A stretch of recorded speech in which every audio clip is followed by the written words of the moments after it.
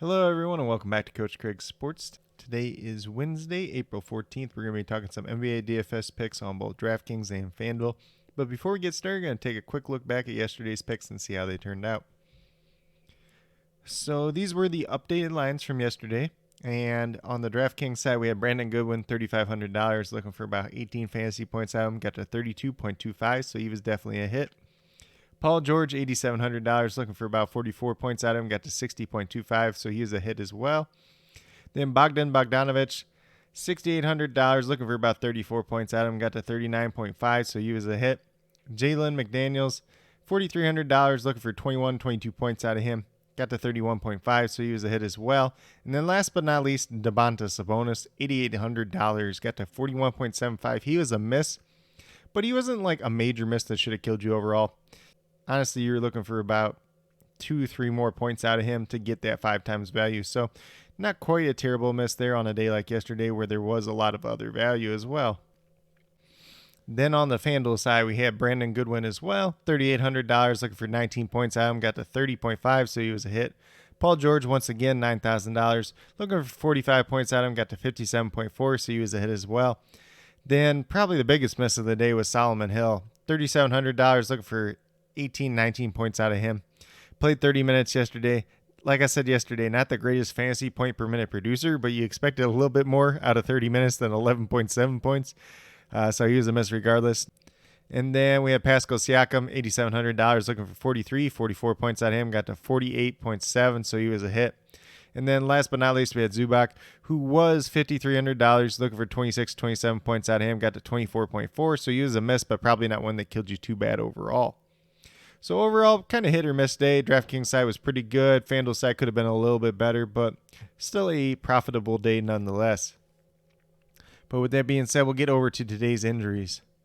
So the first game is essentially an island game. If you play on DraftKings, it will actually show up with these players and it'll just say no game, even though the game is happening earlier on in the day.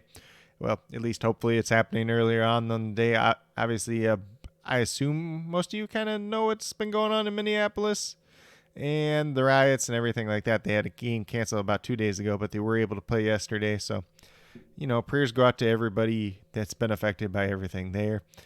Don't want to go down that rabbit hole too much, though. So if you're playing in that game at all, Giannis is a game-time decision. PJ Tucker is a game-time decision. Timberwolves, Karl Anthony Towns is a game-time decision. Did not play yesterday, but it probably was just more of a rest day than anything. And then Beasley's out once again. Move over to the regular slate now, and we got the Brooklyn Nets and the Philadelphia 76ers. LaMarcus Aldridge, game-time decision. Kyrie Irving, game-time decision. We'll see if he plays. If he's not back today, Landry Shamet is a must-play. He's going to be essentially the only point guard they have because you see Chiwuza down here, game-time decision, unlikely to play. James Harden out, Tyler Johnson out. And then for the Philadelphia 76ers, George Hill's out, Anthony Tolliver, who recently signed, game-time decision. So nothing too major there. Then for the Cleveland Cavaliers, Windler's still out. Dotson is out as well now. Garland and Sexton are both the game-time decisions. We'll just have to see if they play or not.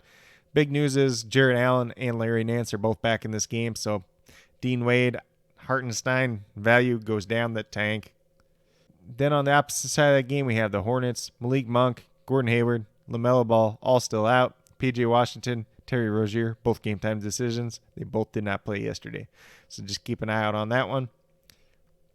And then we get moved over to the 7:30 game, and that is the Spurs and the Raptors. And for the Spurs, Gorgie Jang, Trey Lyles both out still, so nothing really too new here.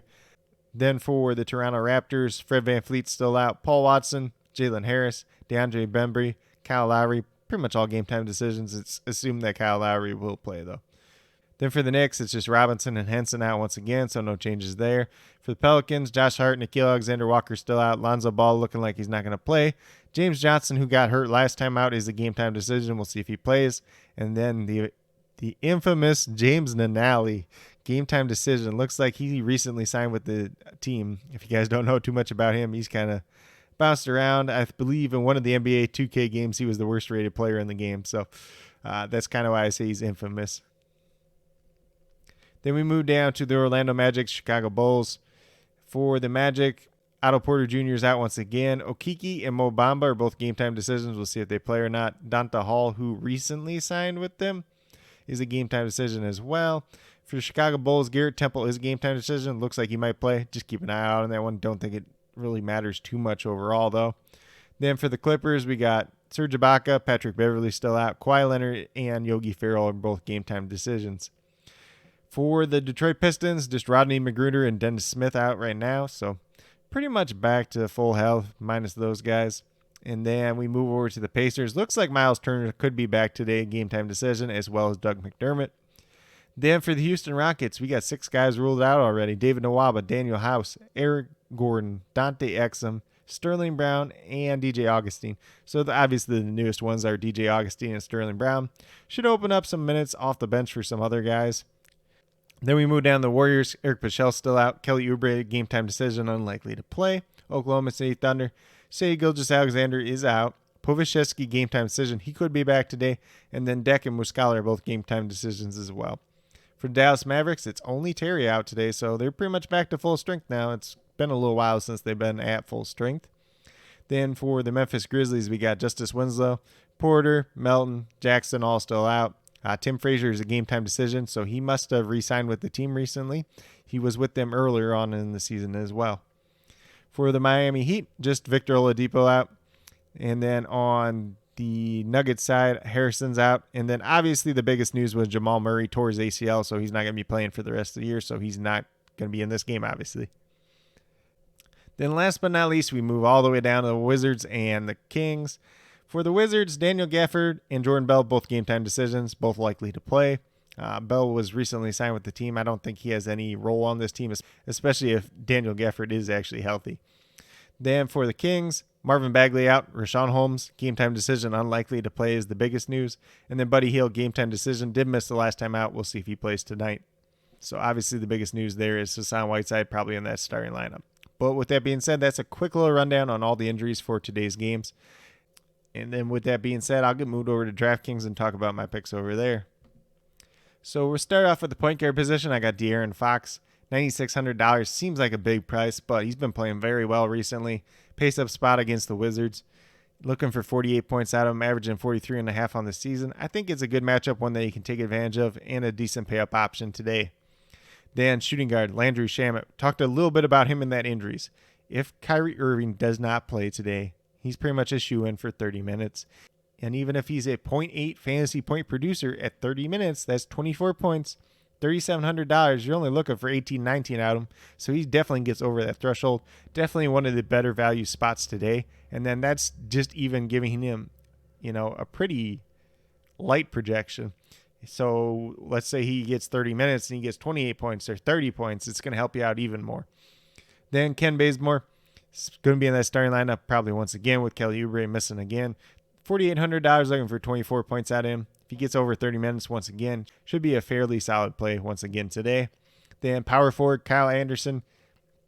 They're not putting the price up on him. We're not quitting our boy until they do. So $6,000 looking for 30 points out of him. Averaging 29.3 on the season. So right about in line. Kyle Anderson's essentially been a hit for like the last 6 games. And his price still isn't in that territory where he's priced out of not playing him. So we're just going to keep playing him once again today. Then last but not least, Hassan Whiteside. Talked about him being in the starting lineup. $3,600. Looking for 18 points out of him.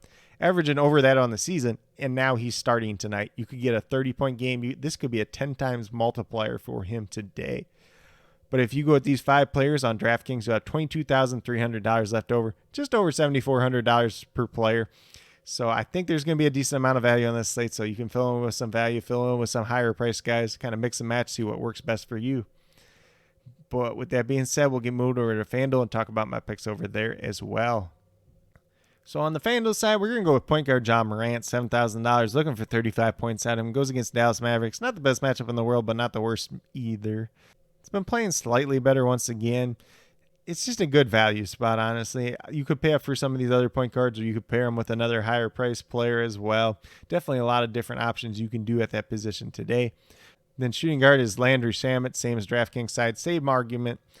If he plays 30 minutes, if Kyrie Irving's not playing, he's going to be a value. For $3,700, you only need 18, 19 points out of him to pay off. And he's definitely going to get you more than that unless some crazy thing happens tonight. Then small forward RJ Barrett, $6,100, looking for 30, 31 points out of him. That's about what he's averaging on the season. He's been playing more minutes, been playing slightly better recently. Goes against the Pelicans, who haven't been the best on defense recently, so should be another good game for him tonight. Then at power forward, we can go back to Davis Bertans, $4,000. Looking for 20 points out of him. Pretty good value spot here. He's played 26 minutes the last 2 times out. Been over 20 points. Not too much else you can say about him here. A solid pay down option in a pace up spot. Should be another good game for him. Then last but not least, we got Hassan Whiteside once again, $3,600, looking for 18 points out of him. Averaging 19 on the season. Pace up spot. Going to be in that starting lineup. Not too much else you have to say about him. Just a great value play today. Pretty much set it and forget it as long as Hassan Whiteside is in that starting lineup. But if you go with these 5 players over on FanDuel, you have $35,600 left over. $8,900 per player. So definitely a lot of flexibility to pay up for some of these top pay up options today.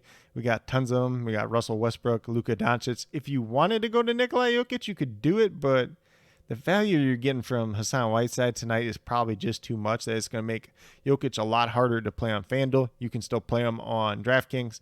There's actually a decent amount of center options that you can play on DraftKings side along with your Hassan Whiteside if you want to do so. But with that being said, these are my picks for today, April 14th, on both DraftKings and FanDuel. As always, if you guys have any questions at all, please do not hesitate to ask. Definitely here to help you guys out the best that I can. As always, I'll be listing all the news, injury updates, and starting lineups down in the comments as well.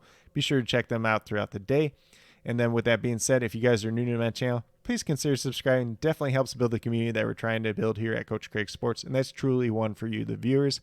Helping you guys with your DFS, whether it's NBA or NFL, helping you with your fantasy football teams, talking a lot of different football news this offseason, especially heading into the NFL draft. But with that being said, if you are a new or current subscriber yet to do so, also hit that notification bell down below. It's going to let you know every single time I post up a new video. Like I've been saying, post up daily NBA DFS videos like this, and then going to be posting a lot of football content, especially regarding the NFL draft. Going to have that top 10 running back video coming out later on today. But with that being said, that's all I have for today's video. Hopefully you guys all enjoyed. Hopefully you all do very well in NBA DFS tonight. And as always, if you have any questions at all, please do not hesitate to ask. Definitely here to help you guys out the best that I can. And then last but not least, special little shout out to each and every one of you watching today's video. Definitely do appreciate you taking the time out of your day to watch this video. It truly means a lot to me, and I hope each and every one of you has a great rest of your day.